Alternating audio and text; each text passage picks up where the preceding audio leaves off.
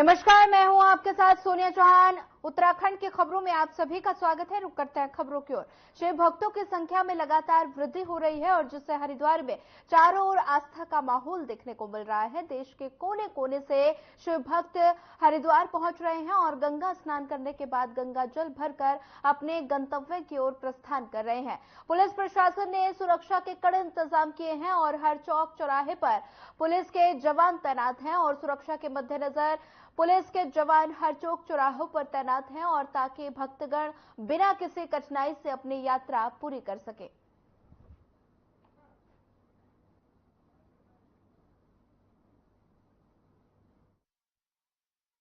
यात्रा अपने चरम पर दिखाई दे रही है। जगह जगह भक्त अपने भोले बाबा को लेकर यात्रा करते दिखाई दे रहे हैं, अपनी आस्था और अपने सनातन धर्म का बढ़ावा कर रहे हैं। आपको बता दें कि इस वक्त जो मौजूदा हालत है उसमें कांवड़ यात्री लगातार बढ़ रहे हैं और कल से डाक कांवड़ भी शुरू हो जाएगी। इस बार प्रशासनिक अनुमान था कि 5 से 5.5 करोड़ के कांवड़िए यहाँ पर हरिद्वार में जल लेने आएंगे, जो कि प्रशासन के लिए एक बहुत बड़ी चुनौती है। अब देखने की बात यह होगी कि प्रशासन इस चुनौती से कैसे निकलता है और किस तरह से इस कांवड़ यात्रा को पूर्ण कराता है। अपनी सहयोगी के साथ मैं रश्मि कश्यप, आर्यन टीवी, हरिद्वार।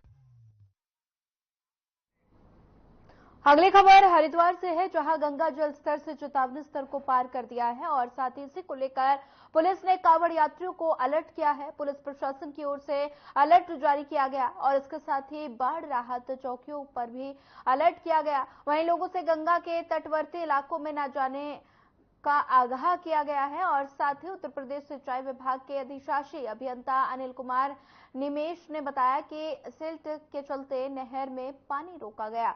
पर्वतीय जिलों में हो रही बारिश से गंगा उफान पर आ गई है और इसे देखते हुए पुलिस प्रशासन की ओर से अलर्ट जारी किया गया है।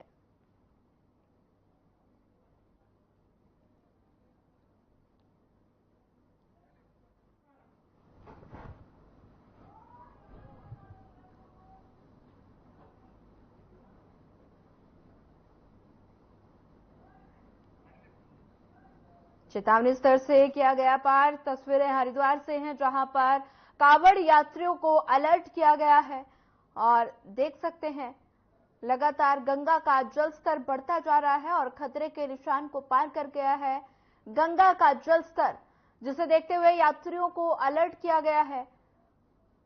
चेतावनी स्तर को पार कर गया गंगा का जल स्तर। चलिए बढ़ते हैं अगली खबर की ओर।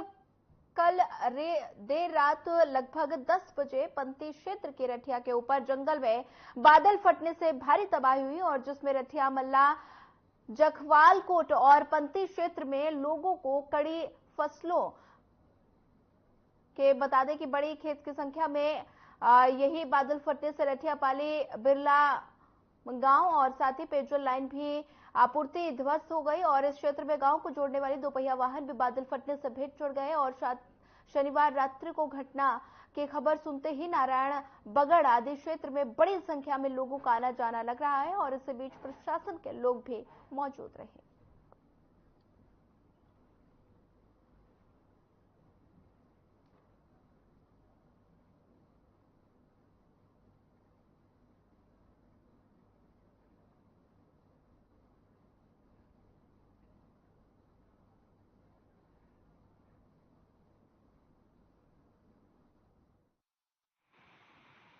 यहाँ आवश्यक कानून की तरह हो। कल रात की घटना से दूसरी बार ये घटना हो रही है और सभी आवश्यक कानून बहुत खतरा हो गया है। हम शासन से प्रशासन की आशा करते हैं कि जल्दी से जल्दी गंदगी को डाइवर्ट करके ये जितने बोल रहे हैं तो साफ करके और भविष्य के लिए अच्छे से क्या तटबंध बना के और बढ़िया सब भविष्य के लिए आवश्यक कानून जो खतरा ना हो, पूरी शासन द्वारा बढ़िया सा यहाँ से वो सीमेंट आरसीसी डाल के बढ़िया वो कार्य किया जाए, जिससे कि भविष्य में कोई बड़ा खतरा ना हो। 10:30 बजे की घटना है। 10 बजे के करीब ये बादल फटने के जो खबर आई थी, तो यहाँ एक बहुत ज़बरदस्त तरीके से पानी का और उसके साथ पत्थर बोल्डर आने की वजह से जो आवासीय भवनों को नुकसान हुआ है, उसको काफ़ी नुकसान पहुंचा है और शासन प्रशासन अभी तक भी यहाँ पर नहीं पहुंचा है। शासन प्रशासन से ये उम्मीद नहीं की जाती। जब पिछली बार यहाँ पर ये आपदा आई थी, तो उसके बाद देखने के बावजूद भी प्रशासन की तरफ से यहाँ पे कोई भी सुरक्षा व्यवस्था नहीं की गई।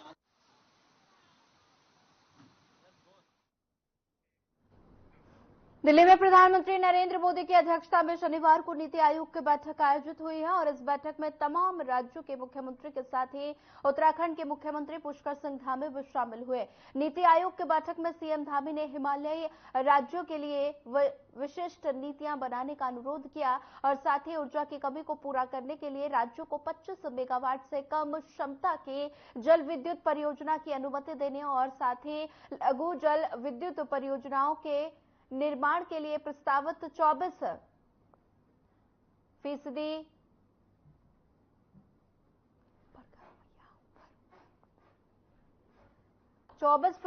कैपिटल सब्सिडी के प्रस्ताव को राज्य के साथ हिमालयी राज्यों में भी लागू करने का अनुरोध किया। सीएम ने कहा कि विकसित भारत के लिए ग्रामीण क्षेत्रों में उद्यमिता और साथ ही उसको बढ़ावा देने की जरूरत है और इसी के साथ ही सीएम धामी दिल्ली दौरे से तीसरे दिन प्रधानमंत्री की अध्यक्षता में होने वाली मुख्यमंत्री कॉन्क्लेव में शामिल होंगे।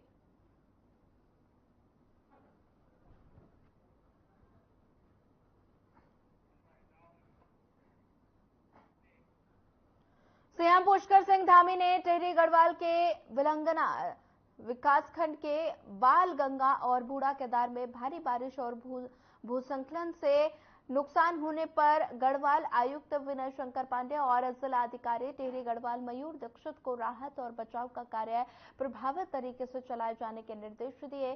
सीएम धामी ने घटना के प्रति दुख व्यक्त करते हुए टिहरी के प्रभारी मंत्री प्रेमचंद अग्रवाल को घटनास्थल पर जाकर राहत और बचाव कार्य की समीक्षा करने की को भी कहा और साथ ही सीएम धामी ने टिहरी जिला प्रशासन को प्रभावित क्षेत्र के संवेदनशील गांवों को तत्काल चिन्हित कर प्रभावित को सुरक्षित स्थान पर शिफ्ट करने के निर्देश दिए। सीएम धामी ने ये निर्देश दिए कि स्थानीय निवासियों के साथ ही मवेशियों और अन्य पालतू पशुओं को भी सुरक्षित स्थान पर रखे जाने की व्यवस्था की जाए।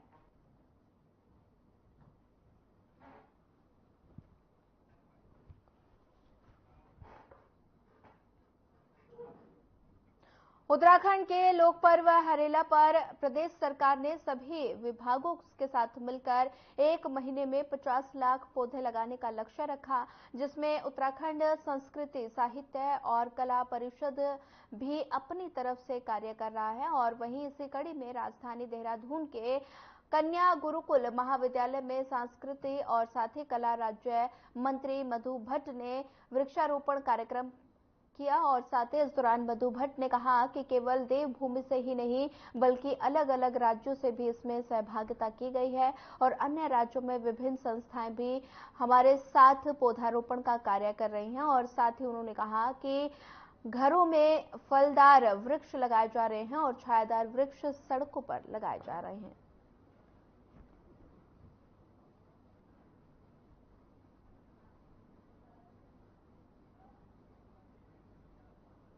लगातार हमारे 16 तारीख से जो हरेला महापर्व हमारा होता है, हरियाली महोत्सव, हम पूरे उत्तराखंड देवभूमि में ही नहीं बल्कि अलग राज्यों से भी इसमें सहभागिता की गई, क्योंकि विभिन्न संस्थाओं ने इसमें सहभागिता की। मेरे साथ करीब 100 के करीब संस्थाएं जो हैं वो लगातार अन्य राज्यों में भी लगा रही हैं और हरेला महापर्व हमारा इस बार लगातार जारी है, क्योंकि आपने देखा होगा कि जिस प्रकार से इस बार भयंकर भीषण गर्मी, अगर मैं प्रकोप कहूं, उसको लेते हुए आम जनता में भी एक मैं कहूंगी एक अभियान और एक मूवमेंट सा जारी हो गया है।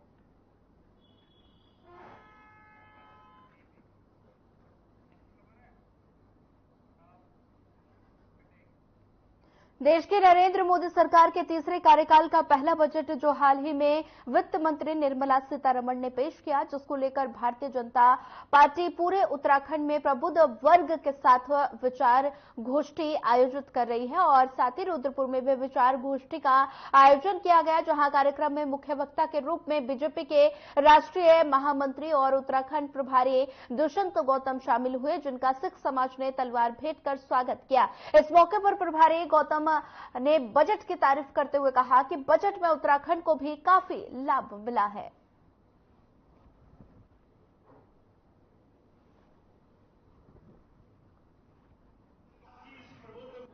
बजट में हर वर्ग के लिए प्रावधान किया गया है, किसानों के लिए किया गया, युवाओं के लिए किया गया, महिलाओं के लिए कहा गया। वो सारी योजनाओं को जन जन तक पहुंचाने के लिए 900 जगह ऐसी गोष्ठियां पूरे देश में हो रही हैं। जो मोदी जी के तीसरे कार्यकाल का 11वां बजट है, जो नींव हमने रखी थी एक विकसित भारत की, आत्मनिर्भर भारत की, 5वीं अर्थव्यवस्था 3री अर्थव्यवस्था में ले आने की।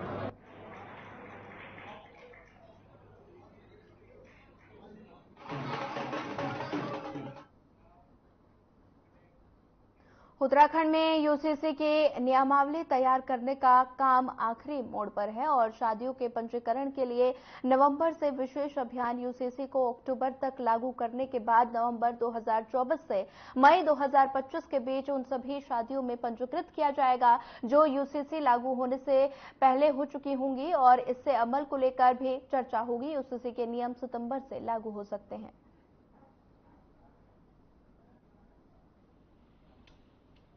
हाँ, वो तो देखिए, मैंने पहले भी कहा जैसे कि भारतीय जनता पार्टी का जो संकल्प पत्र था, हमने कहा था कि जब अगर हमारी सरकार आती है, हमें मैंडेट मिलता है, तो हम प्रदेश के अंदर यूसीसी लागू करेंगे।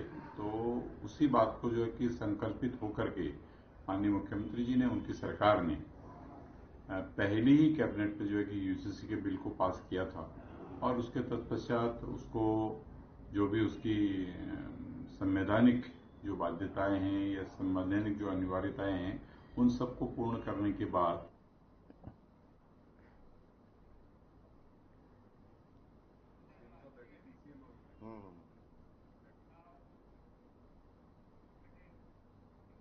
भारतीय जनता पार्टी अल्पसंख्यक मोर्चा के प्रदेश अध्यक्ष इंतजार हुसैन के नेतृत्व में नगरपालिका महुआ खेड़ागंज के अंबेडकर पार्क में पूर्व राष्ट्रपति और मिसाइल मैन के नाम से विख्यात डॉक्टर एपीजे अब्दुल कलाम की पुण्यतिथि मनाई गई।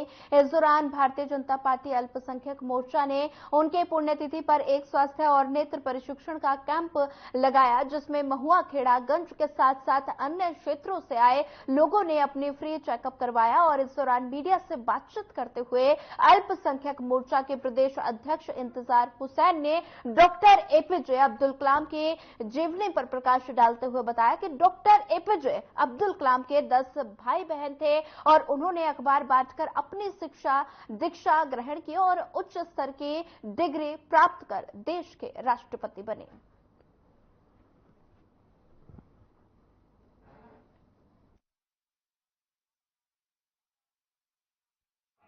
आज डॉक्टर एपीजे अब्दुल कलाम, जो हमारे देश के होनहार और मिसाइल मैन के नाम से जाने जाने वाले और जिनको परमाणु क्षेत्र में जाना जाता है, भारतीय जनता पार्टी के पूर्व राष्ट्रीय अध्यक्ष और पूर्व प्रधानमंत्री अटल बिहारी वाजपेयी जी की सरकार में उन्हें एपीजे अब्दुल कलाम जी को राष्ट्रपति बनने का सौभाग्य प्राप्त हुआ। आज पूरे प्रदेश के अंदर अल्पसंख्यक मोर्चे के द्वारा विभिन्न राजनीतिक, सामाजिक और शिक्षण संस्थानों में अपने एपीजे अब्दुल कलाम जी को याद किया जा रहा है। सभी जिम्मेदार पार्टी के पदाधिकारियों ने आज ये चिकित्सा शिविर लगाया है और डॉक्टर एपीजे अब्दुल कलाम, जो कि एक जाना माना नाम था, हिंदुस्तान में नहीं पूरी दुनिया जिनको जानती थी, मिसाइल मैन के नाम से जिनको जाना जाता था, उनकी याद में, उनको याद करते हुए आज उनकी 9वीं पुण्यतिथि मनाते हुए ये आज चिकित्सा शिविर का आयोजन किया है। मैं उनकी याद में आज उनको सभी पूरा देश श्रद्धांजलि अर्पित कर रहा है कि वो ऐसे महापुरुष थे जिन्होंने अपने जीवन में अपने लिए कुछ नहीं किया, सब कुछ देश के लिए किया, सब कुछ अपने समाज के लिए किया। पुण्यतिथि पर हमारे महुआखेड़ागंज में अंबेडकर पार्क में आज ये कैंप लगाया जा रहा है, जो फ्री मेडिकल चेकअप कैंप है, जिसमें क्षेत्र के तमाम लोग आए हुए हैं और उसका, क्योंकि मैं खुद डॉक्टर भी हूँ, उसका लाभ हमारे क्षेत्र के लोगों को मिले। और ऐसे महान हस्ती के पुण्यतिथि के मौके पर आज ये प्रोग्राम हो रहा है, तो उसके लिए अपने क्षेत्रवासियों को बधाई देता हूं और साथ ही यहाँ पर जो लोग आए हैं, जो अपना चेकअप करा रहे हैं, वो स्वस्थ रहें, अच्छे रहें और हमारे देश के, प्रदेश के जो भी हमारे लोग यहाँ पर आए, मैं उनका स्वागत करता हूँ।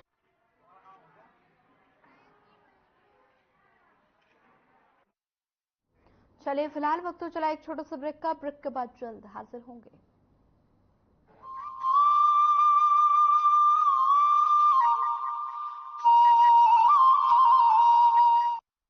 प्रधानमंत्री नरेंद्र मोदी के मार्गदर्शन एवं मुख्यमंत्री पुष्कर सिंह धामी के कुशल नेतृत्व में उत्तराखंड सक्षम एवं सशक्त राज्य के रूप में आगे बढ़ रहा है। संपूर्ण समावेशी विकास के लक्ष्य को हासिल करने के लिए चलाई जा रही योजनाओं में सुधार करने और उन्हें जन जन तक पहुंचाने का काम तेजी से किया जा रहा है।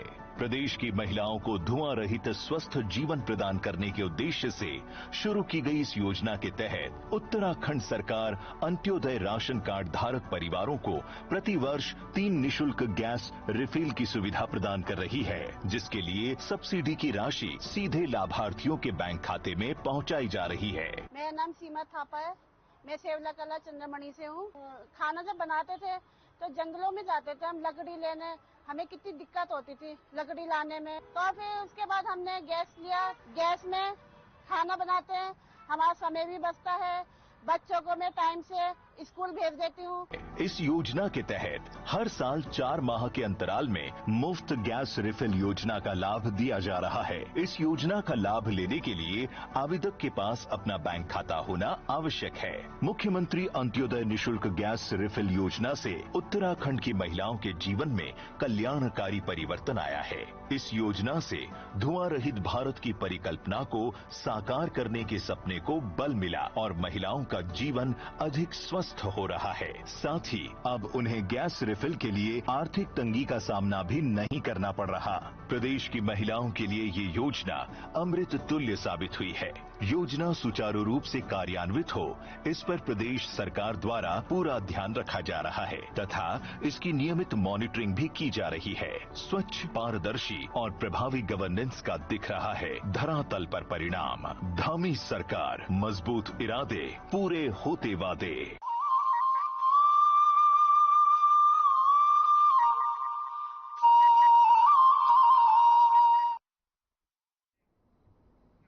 ब्रेक के बाद आप सभी का एक बार फिर स्वागत है। बढ़ते अगली खबर की ओर। उत्तराखंड कांग्रेस के केदारनाथ प्रतिष्ठा रक्षा पदयात्रा जारी है। पदयात्रा देवप्रयाग से मलेथा पहुंच गई है और साथ ही प्रदेश अध्यक्ष करण माहरा ने कहा कि उनकी इस यात्रा से बीजेपी के सत्तासीन सरकार बौखला गई है। कांग्रेस प्रदेश अध्यक्ष ने कहा कि जब कांग्रेस की यात्रा हरिद्वार से शुरू हुई उसी दिन मुख्यमंत्री पुष्कर सिंह धामी केदारनाथ धाम पहुंचे।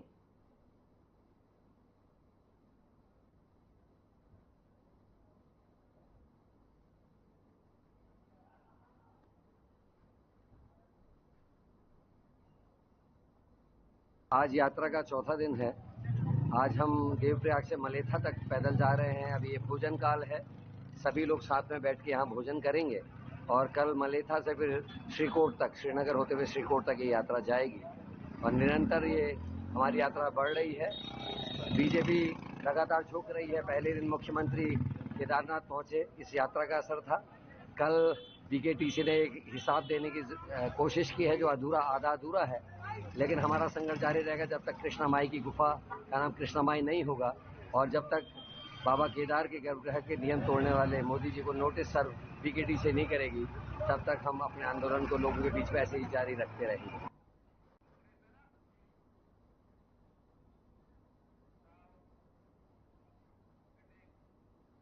उत्तराखंड को 2024-2025 के बजट में विभिन्न रेल परियोजना के लिए 5,131 करोड़ का आवंटन हुआ। ये जानकारी केंद्रीय रेल मंत्री अश्विनी वैष्णव ने वर्चुअल माध्यम से प्रेस कॉन्फ्रेंस पर दी, जहां बीजेपी इस बजट से उत्तराखंड में रेल नेटवर्क को सुदृढ़ किए जाने की बात कह रही है, तो वहीं कांग्रेस इससे संतुष्ट नजर नहीं आ रही।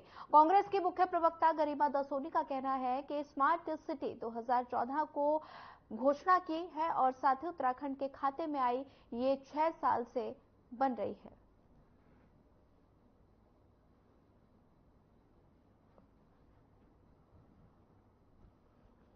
जैसे मैं बानगी के तौर पर आपको स्मार्ट सिटी बताना चाहती हूँ। 2014 की घोषणा है 100 स्मार्ट सिटी, उसमें से मात्र एक स्मार्ट सिटी मिली उत्तराखंड के खाते में। वो 6 साल से बन ही रही है और एक तरह से अभिशाप बन गई है देहरादून वासियों के लिए। उस स्मार्ट सिटी की वजह से हमारी आवाजाही में दिक्कतें आ रही हैं, ड्रेनेज सिस्टम पूरा कोलैप्स कर चुका है, निर्माण सामग्री जगह जगह पड़ी है, तो लोगों को पुराना देहरादून अपना याद आ रहा है। बस मंत्री और अधिकारियों के जेब जरूर भरती है इन परियोजनाओं से। और जिस तरह से कर्णप्रयाग ऋषिकेश रेलवे प्रोजेक्ट जो है सालों साल से अटका हुआ है और अब उसका टारगेट डेट जो है 2026 बताई जा रही है, कभी 2022 बोला जाता है, कभी 24 बोला जाता है। उसी तरह से जिस तरह से 2022 तक सारे किसानों की आय दुगनी होनी थी, सभी के सर को छत मिलनी थी, वो सब अब टारगेट खिसक के जो है विकसित भारत का 2047 का नारा दे दिया गया है। 47 में मोदी जी कहां और हम कहां, किसने देखा 47? टनकपुर में एबीवीपी के तीनों आमरण अनशनकारियों के 7 सूत्रीय मांगों से 6 मांगे पूरी होने पर अनशन समाप्त कर दिया गया, जिसको लेकर उन्होंने मुख्यमंत्री पुष्कर सिंह धामी का आभार व्यक्त किया।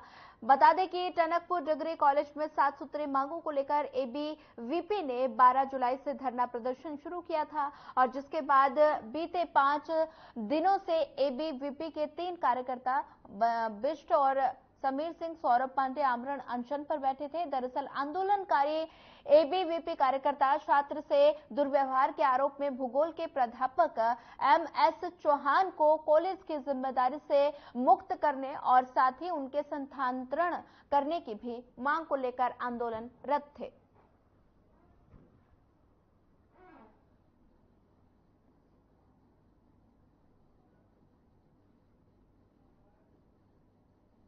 सबसे पहले तो मैं माननीय मुख्यमंत्री का धन्यवाद देना चाहूँगा। उन्होंने हमारी मांगों को सही पूर्ण करने का काम करा, इसके लिए मैं बहुत बहुत धन्यवाद देना चाहूँगा। हमारी 7 सूत्रीय मांगे थी, जिसमें लगभग सारी पूरी हुई है और एक मांग हमारी अभी कंप्लीट हो रही है, उसके लिए हमें आश्वासन मिला है। तो अभी हम आश्वासन के आज से हमें यहीं पर अंतिम चल।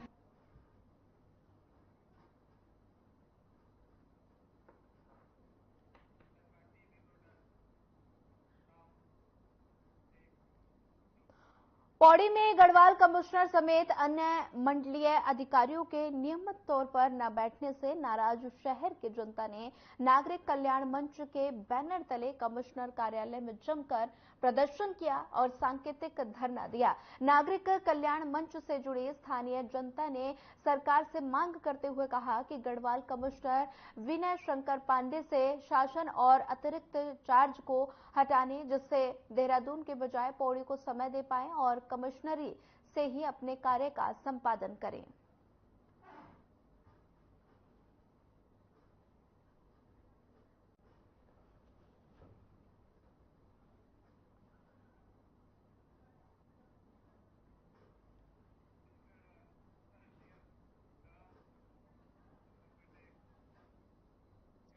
जनपद उधम सिंह नगर के खटीमा में विगत दिनों आई भीषण बाढ़ आपदा से प्रभावित लोगों को सहायता राशि देने की मांग को लेकर बीजेपी प्रदेश कार्यकारिणी सदस्य रमेश चंद्र जोशी ने खटीमा एसडीएम रविंद्र सिंह बिष्ट और साथ ही तहसीलदार हिमांशु जोशी से मुलाकात की और उन्होंने कहा कि पात्र आपदा पीड़ितों को अहेतुक राहत राशि देने को लेकर प्रशासन से बात की गई है और जिस संबंध में एसडीएम रविंद्र सिंह बिष्ट ने आश्वासन दिया कि सर्वेक्षण पूरा होने के बाद वंचित पात्र परिवारों को जल्द ही अहेतुक सहायता राशि का प्रयास करेंगे।